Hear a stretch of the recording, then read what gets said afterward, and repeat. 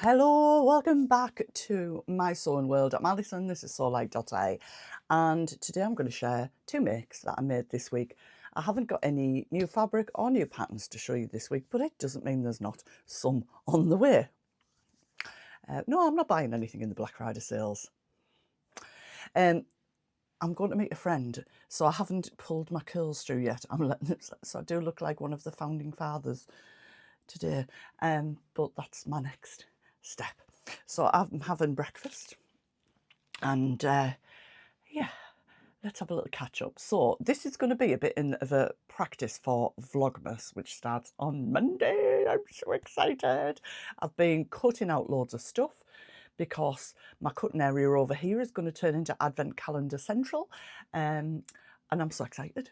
I'm excited about all of it, and yeah, so what have I made this week? It's all about the checks. You'll have seen that in the thumbnail and the title. So you might remember I got three different checked fabrics actually when I went to Abakhan at Preston, and I thought it was time to dive into them. Now, I know I keep saying this, but there's new people on my channel all the time. I don't particularly like pockets. I'm okay. One of the makes has got a pocket on. But I am altering and altering and altering all of the time because my clothes size is changing all the time. Today I've got a ready to wear alpaca jumper on, which is so cozy and nice, and a pair of barrel leg jeans, and I've gone down a size in those today when I put those on. So the first make is another pair of lame pants. I did say the other day you'd be like, oh, Alison, lame pants, but I wanted to make it in this checked wool. It's what I bought them for. I've just felt there's still a clip in there, which tells me it's the back, but I've put a little ribbon on now. I do need to cut a few threads. Yeah. Can you tell what Vlogmas is going to be like? Carnage.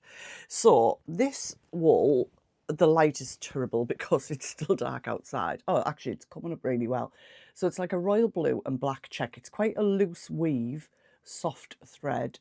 So fraying. Anyway, it's all overlocked. It was overlocked the second I could do that from cutting it out. It's just a straightforward pair of lame pants. I have gone down a size in these now, and two sizes on the inner seam, one size on the outer seam, and my other ones I've been altering elastic and stuff in again this week. I have done my so this is the front. There is elastic in here to support it instead of interfacing, but it's not stretched. So I do 4 inches either side of this centre seam. Now, I've just held that up, you can see my check here, not so well matched, but we get there. But look, can we have a moment for my side seams? Hello, where is that side seam, Alison? You've done it so well, I can barely see it. They are so well matched. My inside seams have as well. I don't know if it's because it was a bigger check and it's not as rigid as some of the other checked fabric that I got. I don't know if I'm gonna, well, I'm not gonna have time to get any pictures today. It's been a busy week this week with life and family and stuff. All nice stuff, nothing horrible or anything like that. But yeah, when I held these up, I know when I hold them up like that, they look massive on the camera. But when I held these up when I was finished them, I thought, oh, I can see that they are going in a bit. So they are going to be super snuggly. However, they have potential to be wardrobe orphans because I don't wear a lot of black anymore. So I've got one black velvet drew top that I made last year, which I don't mind, but it's polyester and all of that. So one of the orders that I've put in, I made 3 t-shirts to go with the next item, and I've ordered from Pound Fabrics like a metre of, I think I've done a metre of white viscose jersey, royal blue, black. I think it's £5.99 a metre, because I think the royal blue will go nicely with this. Like, I put this jumper with it this morning and I thought, no, it's the wrong shade of blue. So the blue or the black will go with that. And then I haven't got a black cardigan to wear over the top. But, you know, that's for another day.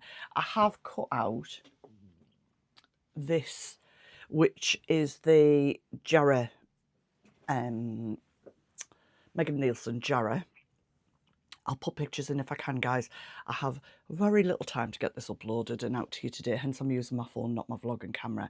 But this is a brushed rib. I got this from Rena's Fabrics Galore. It was like £3 a metre or something like that.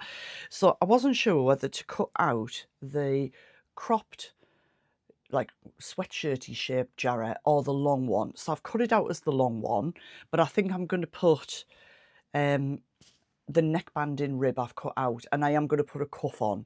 So there's two different sleeves. One is a long sleeve with the split up here, which is meant to be for like the longer curved bottom jumper one. I'm not so keen on that. I prefer, like, this comes just to there. I don't want something flapping about there. That's not me. So yeah, that'll be probably one of next week's makes to share with you. So we'll see how that goes. I've got a couple of things cut out ready for a Stitch in Tyne. I was on social on Sunday. Don't know why I said it like that. So yeah, I have got a long sleeve black top that'll look, I think they'll look quite nice together. So second make. First black coffee of the day. It's decaf. I don't think I'm a slurper. Apologies if I am. What's going on with this area? This is real world. This is what Vlogmas will be like. I'm like, why is this side not as curly as that side? I don't know. Okay, so this is heavy to hold up. It's finished, but not quite finished. As in, it needs some batons on. And where I'm going today, I'm going to be able to find some, because I went into my little vintage stash up here, my Liberty calendar off last year, used all those boxes to put all my buttons in. And although I have some nice brown, like wood coloured, medium wood coloured, I didn't have enough. I was just going to put some 15mm or 12mm snaps, but it's so thick that it wouldn't go through, and I thought, I don't want to faff on with this and have a problem, so I stopped. So it's all marked and pinned, ready for me to do the buttonholes, but it is my first ever Logan shacket. So this is a shacket that my lovely friend Paula, who hates having a photo taken, but I'm going to put one in, made. I said, let's do a collab when we both bought the fabric, and she made hers like 5 weeks ago. She's, you know, she's not sick of waiting for it. She probably is. So obviously we're both different body shapes. You can see how hers looks. Now, I tried this on over a long jersey dress that was in yesterday, and I was like, oh, I don't know if the shacket vibes me. However, I think probably tonight or tomorrow I need to try it on with jeans and trousers and style it up. We were talking about this on Soul Virtual yesterday, how sometimes you make something and you pull it on, and maybe that day, you know, it's a scruffy hair day and you haven't got makeup on, or you're in the wrong clothes, or you're just not feeling it. Like sometimes, you know, you're just not feeling it, and then you put it on the next day and you're like, oh, I love this. So I'm hoping that's because I've never worn a shacket before. I'm new to shirts this year. I've never really worn shirts before. So Paula said, what are you doing with the cuff? Because they're massive, but she's lovely and slim, and my arms aren't. So I didn't actually put the cuff on. I just cut it to length, and I've rolled them up because I'll always wear it rolled up. But what I am super proud of, it's my first ever bicep adjustment. It worked. It fits me. It fit in the sleeve head. I did put marks on the fabric. They might be on the inside or the outside. I might need to iron them out. Where I thought I needed to cut out on the front and back to allow for what I'd added into the bicep, because they added 2 inches in. But actually, it eased in okay. So I didn't need to do that. And there is plenty of room to put it on and off over a t-shirt. I've tried it. So, yeah. Now, collar wise, I ain't happy. But it's my fault, and I want to go in and revisit this, and this is going to be a little evening project downstairs, because this fabric is quite thick. It's hard to show you how thick it is. So with the actual collar itself, I did cut that out double. That might have been a mistake. Maybe that would have been better in a single layer. And the yoke, is it even called collar stand? That's what it's called, is in the fabric. I mean, not that I wear a shirt like that, but I didn't want it to, you know, be visible from the outside. But the inner collar stand I did in this white quilting cotton, and normally I hand stitch that yoke in, but yesterday I thought, oh no, I'll be clever. I'll put me stitching the ditch foot on the machine and gone round it from the outside and you can't see it. But then when I looked on the inside, I'd missed a couple of bits and I've hand stitched them up.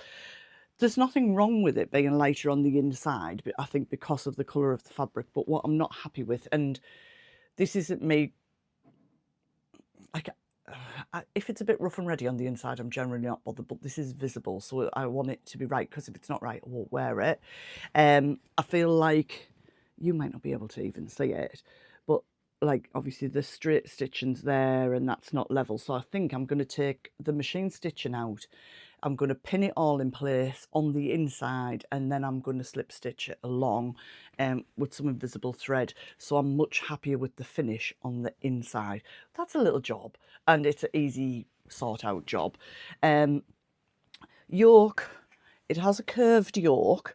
Now Sue on my virtuals, she said watch out, because even though you think you've pattern matched it maybe in the middle where you've cut it on the fold, as that comes out you lose that.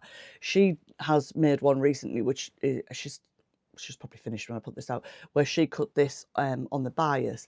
I did have enough fabric to do that, but I thought let's give it a go. So I'm fairly happy with that. Obviously this is the centre and I feel like these two are matched in well, and then it goes out a little bit here, but overall, yeah, I'm happy with that. Sorry, peering around the side because I'm looking at it on the screen. I only put one pocket. God, it's so heavy. It's like I've been to the gym with my jacket on my arm. I just put one pocket on, but I sort of put the label on so you can see it, because I think I've matched that pocket very well.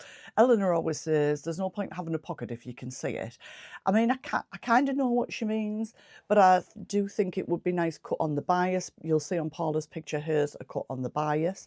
I went with straight and matched it in, and I'm really pleased with it. And obviously coming across here, I feel like I've matched that up pretty well. Not so much on the side seams. Underneath the sleeves, the seam is matched really well. So I'm going to put it down. My arms are shattered. So yeah, that's my two makes for this week. I think two things. I have made shirts in the summer that I wore, but obviously they were like viscose and maybe cotton, can't remember, viscose, I think. And I think because this is chunkier, it's just going to take me a little bit of time to get used to it. I do wear jeans and trousers most of the time, so I can definitely see myself putting it on a cold day, wearing it around the house like I would a cardigan, but I can also see me shoving a bestie bag on, nipping to the shops or going to the metro and putting it across me. So I'm not going to commit to say I'm going to make another one yet. I think I probably will, but I just need to get used to this one. And I'll keep you posted on that, because hopefully you'll see me wearing it over Vlogmas. Right, it's time for me to finish my brew. I've got 5 minutes to get downstairs and get the coat on, and I'm oof. I will hopefully see you on Sunday. Catch you then, and happy sewing, everybody.